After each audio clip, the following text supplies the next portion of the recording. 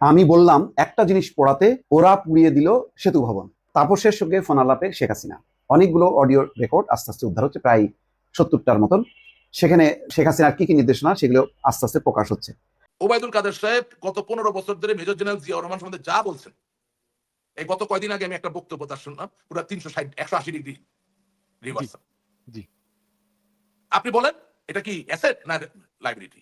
উনি ওইখানে বলছে যে ডক্টর ইউনুস -4 ফর্মুলা চালায়া যাইতেছে। -2 কি? এই যে জয়কে মাইনাস করছে, ওনার মাকে মাইনাস করছে, আর এই যে এখন লন্ডনে পাঠাই দিতেছে খালেদা জিয়াকে, এইটা একটা মাইনাস। তারেক রহমানকে আসতে দিতেছে না, এটা একটা মাইনাস। এই 4 মাইনাস। জয় যখন এই কথাটা বললো তখন আমাদের দেশে টক শোতে ভাই এটা নিয়ে অনেক রকম আলোচনা চলে আসলো।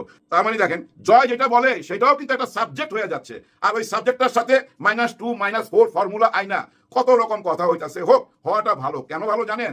এই ইউটিউব একটা ইন্ডাস্ট্রি, আর এই ইন্ডাস্ট্রির সাথে জড়িত সারা বিশ্বের মানুষ। আওয়ামী লীগের সকল লীগের যখন পরাজয়িত হয়েছে, আর যখন কোনো লীগ নাই, কোনো লীগ দিয়ে মিছিল করানো যাচ্ছে না, মিটিং করানো যাচ্ছে না, সংগ্রাম আন্দোলন রাস্তায় নামানো যাচ্ছে না, ডিসেম্বর মাস চলে যাচ্ছে, শেখ মুজিবের নামে কোনো কিছুই করা যাচ্ছে না, তখন তারা পলিসি করেছে মিডিয়া লীগ প্রতিষ্ঠা করার। এখন মিডিয়া লীগের দায়িত্ব পেয়েছেন নিকুলের মতন কিছু কিছু মিডিয়া কর্মী। আসসালামু আলাইকুম দর্শক, বাংলাদেশের বর্তমান রাজনৈতিক প্রেক্ষাপট নিয়ে খুবই গুরুত্বপূর্ণ কয়েকটা ভিডিও নিয়ে আপনাদের সম্মুখে হাজির হয়েছি। দর্শক শ্রোতা ইতিমধ্যেই বুঝতে পেরেছেন যে আজকের ভিডিওটি কতটুকু গুরুত্বপূর্ণ এবং আকর্ষণীয় হতে চলেছে। দর্শক সবাইকে বলবে একটু ধৈর্য সহকারে নাসির বার্তা ইউটিউব চ্যানেলে ভিডিওটি আপনারা আজকে দেখবেন, কারণ অনেক গুরুত্বপূর্ণ কিছু বিশ্লেষকদের বিশ্লেষণ আজকে আপনাদের সাথে শেয়ার করতে চলেছি।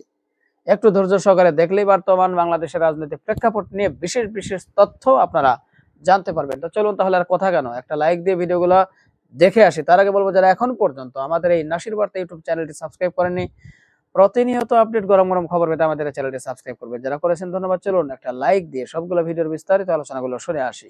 ওবায়দুল কাদের সাহেব গত 15 বছর ধরে মেজর জেনারেল জিয়া রহমান সম্বন্ধে যা বলছেন, এই গত কয়দিন আগে আমি একটা বক্তব্য তার শুনলাম, পুরো 180 ডিগ্রি রিভার্সাল।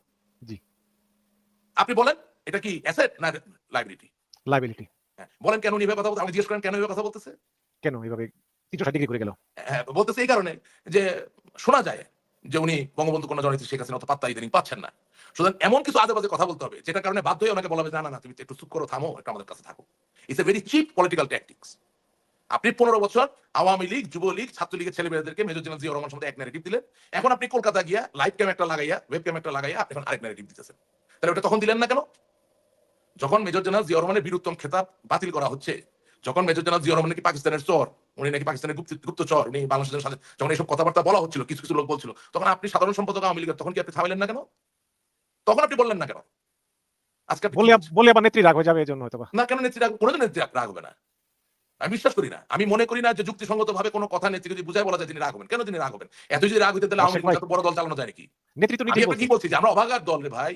একটু ভাত, মুড়ি, মুরগি, চিনি, মধু খাওয়ার জন্য আমাদের যে দায়িত্বের জায়গা সেটা আমরা পালন করি না। আমিও করিনি, আপনার অনুষ্ঠানে আমিও স্বীকার করছি। আমাকে অনেকে লেখে কি ভাই 15 বছর এত কথা বলেন না, এখন বল। হ্যাঁ শিওর, আমি বলি নাই তো, আমি তো ওই দোষে দোষী, কিন্তু আমি বলি নাই বলে এখন বলবো না, সেটা তো হতে পারে না।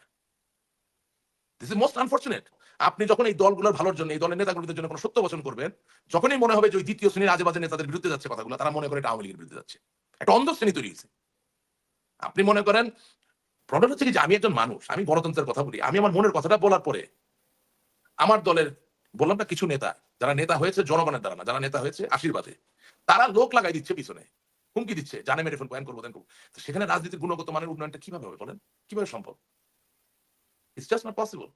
এবং বিলিভ ইউ মি, আপনারা একটা জিনিস খেয়াল করতেছেন না যে জামাত ইসলামের উত্থানটা মূলত কোথায় হচ্ছে। এই শহর অঞ্চলে ইতিমধ্যেই আগে যে ইজম ভিত্তিক রাজনীতি ছিল সেটার ব্যাপক পরিবর্তন হয়ে গেছে। কারণ আওয়ামী লীগ, বিএনপির কাছ থেকে মানুষ যা চায় সেটা সবসময় পাচ্ছে না। পরিবর্তনটা ধীরে হচ্ছে, কিন্তু হচ্ছে। আওয়ামী লীগকে বুঝতে হবে, আমার দলকে বুঝতে হবে যে সময় পরিবর্তিত, আমাদের রাজনীতিও পরিবর্তিত হতে হবে। বিএনপিকে বুঝতে হবে সময় পরিবর্তিত, ওনাদের রাজনীতি পরিবর্তন আসতে হবে। আচ্ছা, এই সময় পরিবর্তন বলতে কি আপনি বলতেছেন যে আসলে এই জেন জির একটা প্রভাব আছে, সুতরাং এই অবশ্যই জেন জিকে পুরাতন মানসিকতা দিয়ে, এবং এটা আওয়ামী লীগ বিএনপি উভয় দলের ক্ষেত্রে প্রযোজ্য, যে পরিবর্তন হতে হবে? শুনেন, লক্ষ বছর আগে মনুষ্য সভ্যতার তো উৎপত্তি হয়নি, হয়েছে মাত্র 5,500 বছর আগে মিশরীয় সভ্যতা দিয়ে। কিন্তু মানুষের উদ্ভব তো তারও আগে, লক্ষ লক্ষ বছর আগে, ঠিক আছে না? তখন মানুষের সবচেয়ে বড় হাতিয়ার বা অস্ত্র ছিল কি? কাষ্ঠ এবং প্রস্তর দ্বারা তৈরি করা বর্ষা। অর্থাৎ তিনি শিকার করার জন্য লোহার ফলা ব্যবহার করতে পারতেন না, তিনি পাথরের ফলা ব্যবহার করতেন, ঘষে ঘষে পাথরকে চোখা করতেন এবং তার পেছনে একটা কাঠ কোনোভাবে চামড়া বা কোনো কিছু দিয়ে বেঁধে সেটা দিয়ে শিকার করতে যেতেন, ঠিক আছে? এটা ছিল তার মূল হাতিয়ার। যখন এই মানুষ আগুন জ্বালানো শিখে গেল, তখন তো অনেক কিছুর ব্যবহারটা সহজ হয়ে গেল, কারণ আপনি গলাতে পারছেন, হ্যাঁ, এবং হিউম্যান সিভিলাইজেশন টোটাল একটা বড় একটা পরিবর্তনে চলে আসলো। তো আগুনটা হয়ে গেল তখন তার সর্ববৃহৎ হাতিয়ার, ঠিক আছে না? আজকের যুগে আপনি যদি আপনার ঘরের দিকে তাকান, আপনার সন্তান, আপনার আত্মীয় স্বজন, বাবা মা, সকলের সবচেয়ে বড় হাতিয়ার কি? Telephone, cellphone, mobile phone. Why? Not because you can make a phone call, মানে যেহেতু আপনি ফোন করতে পারেন এই জন্য না, এটা কারণ হচ্ছে এতে ইন্টারনেট নামে একটা জাদু আছে, যে জাদুর কারণে সারা পৃথিবীর এক প্রান্ত থেকে আরেক প্রান্তের সকল তথ্য আপনি পাচ্ছেন। এখন আওয়ামী লীগ একটা কনভেনশনাল দল, ঐতিহ্যবাহী দল, সেই দলের একজন নেতা কনভেনশনাল কথা বলতে গিয়ে যদি মিথ্যা বচন করেন, সাথে সাথে জেনজির যে জায়গাটা আছে তাকে পরিত্যাগ করছে। বিএনপির একজন নেতা, তিনি বিএনপিতে বেগম খালেদা জিয়াকে উপরে উঠাইতে গিয়ে বা তারেক জিয়াকে তেল মারতে গিয়ে একটা মিথ্যা বলে ফেললেন, সাথে সাথে জেনজির ওই কানেক্টিভিটিটা থাকছে না, সে সাথে তো ওই নেতাকে পরিত্যাগ করছে, এবং এই পরিত্যাগ করার পরে দেখা যাবে ওই দলকেও তিনি পরিত্যাগ করবেন। সুতরাং all I am trying to say, যে বাংলাদেশের জন্য, বাংলাদেশের মানুষের জন্য প্রত্যেকটা রাজনৈতিক দল যারা এই দেশের জন্য রাজনীতি করতে চায়, তাদেরকে মেধা, প্রতিভা এবং সততা, এই তিনটা জিনিসকে যদি সুনির্দিষ্টভাবে তারা রিকগনাইজ না করে, একনলেজ না করে, তাছাড়া বাংলাদেশের রাজনীতির কোনোদিন ভালো দিন আসবে না। আপনি আমাদের ক্যাবিনেটে, সাবেক যে ক্যাবিনেট, এটা আমার বলতে কোনো অসুবিধা, আমাদের মানুষ যত গালাগালি করুক, যা পারে করুক, কোনো সমস্যা নাই, পূর্ববর্তী যে ক্যাবিনেটে মেধা, প্রতিভা এবং সততা, এই তিনের বড্ড অভাব, আপনি খুঁজেই পাবেন না, একটা নাম বলতে পারবেন না। কিন্তু অনেকে তো অভিযোগ করে যে বিএনপির ভিতরে এরকম আছে, মানে হ্যাঁ, অনেক সে তার অবশ্যই। পুরাতন ধ্যান ধারণা 2001 সাল থেকে 2006 সালে কি হয়েছিল, একই ব্যাপার। 2001 সাল থেকে 2006 সালে যা হয়েছিল তার ম্যাগনিফাইড রূপ।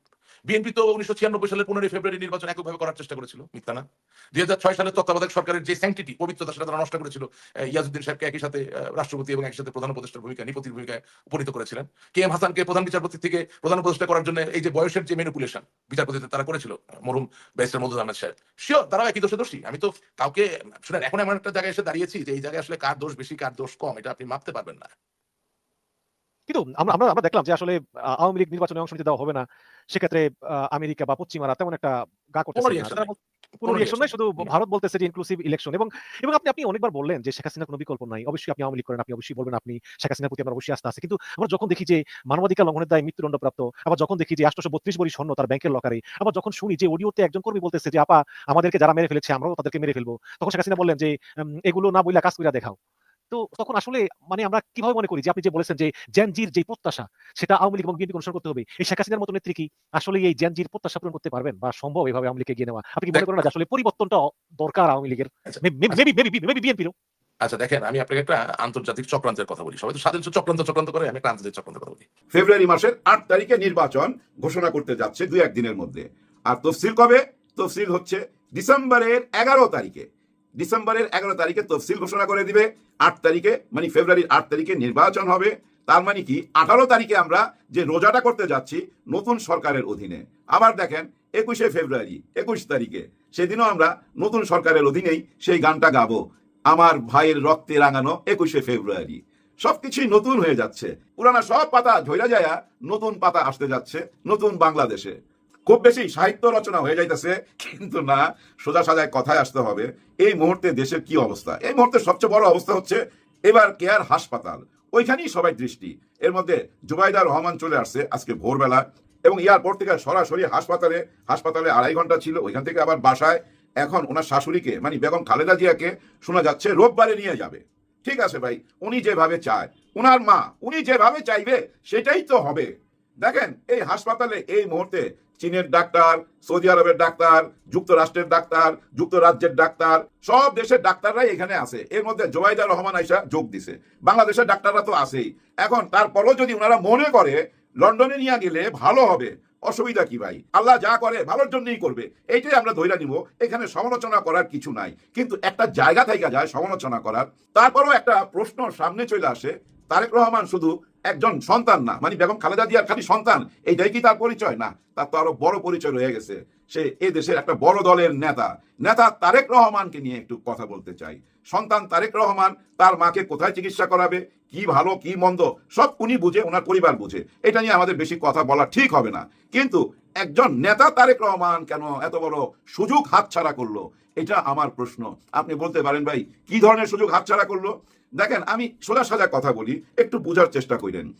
এই যে বিএনপি নিয়ে অনেক রকম কথা তো সামনে চলে আসছিল, তাই না? চাঁদাবাজ, টেন্ডারবাজ, বালু মহল দখল, হাবি জাবি এবং 200-র উপরে নিজেরা মারামারি কইরা উপরে চলে যাওয়া এবং ধর্ষণ মামলা, জমি দখল থেকে আরম্ভ কইরা এমন কোনো অপকর্ম নাই যেটা সামনে উঠে আসে নাই, পত্র পত্রিকায় আসে নাই, এই অনলাইনে, ইউটিউবে, ফেসবুকে আপনারা দেখেন নাই।